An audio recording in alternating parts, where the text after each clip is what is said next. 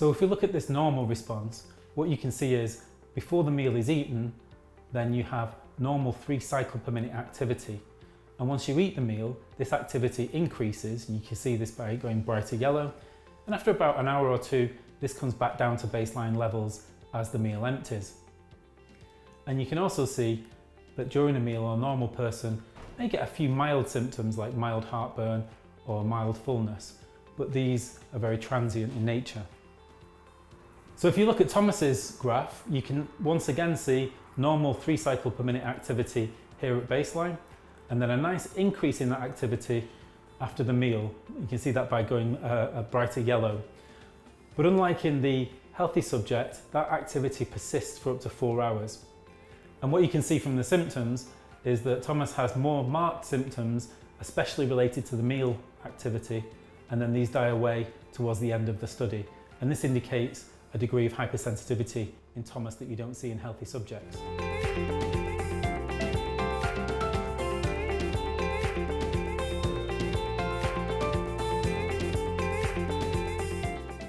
In terms of comfort and tolerability, it was fine, and the equipment, it's not invasive, so there's the wiring that goes over the abdomen to record the signals, electronic signals of the gut. That's fine. Lasts a little while, so you have to sit there through the procedure, but that's okay. The meal itself, that may be uncomfortable for you depending on what your symptoms are, but no, in terms of it's not invasive in any regards. That part was fine.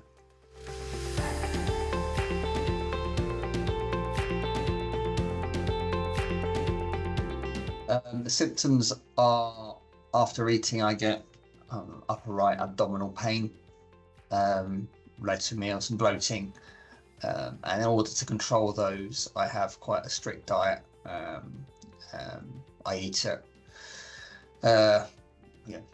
smaller portions more regularly, and I avoid a number of different food groups in order to keep my symptoms at bay.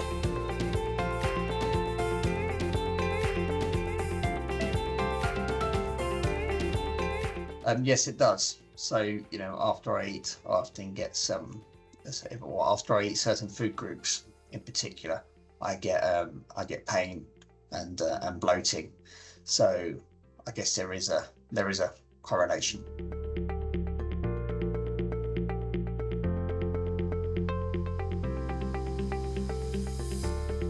Mixed feelings, really, because obviously you like to hear there's going to be a solution to the problems through surgery, but at the same time, I've had surgery before, invasive surgery, which hasn't helped. So I'm all of the opinion that any test that can help understand the problem better to help make more informed choices, I think, is the more important thing here.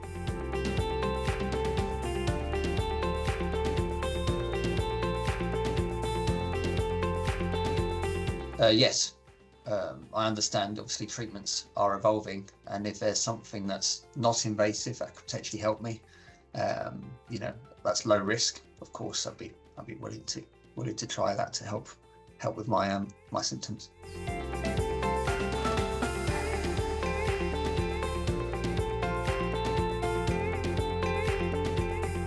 And it's a hard one to answer because everyone's condition and symptoms are very different.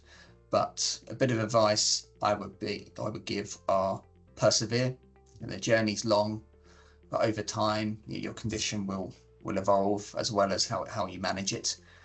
So just persevere in that regard. Also, as time goes on, medicine evolves as well. But don't lose hope in that regard, and persevere on your journey medically. The other thing I would say is, at times it may require a bit of change in expectations of life in some areas to recalibrate in what you achieve satisfaction from.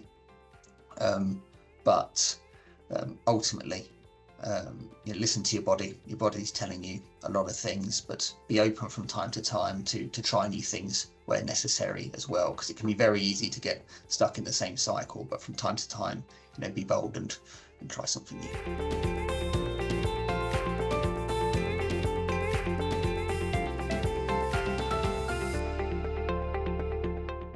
Yes, they have.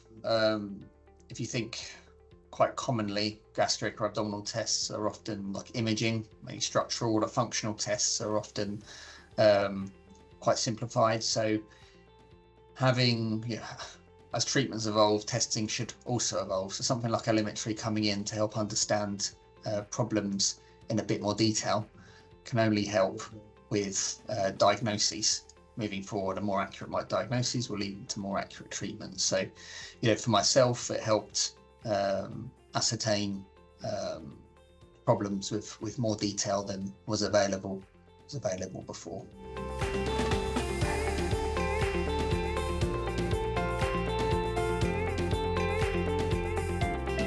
I'm always very positive.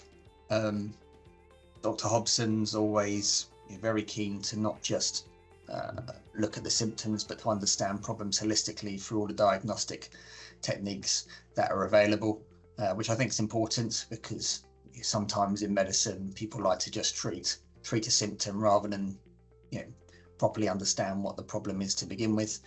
And key to that at the clinic is a lot of the cutting edge technology that's available for testing.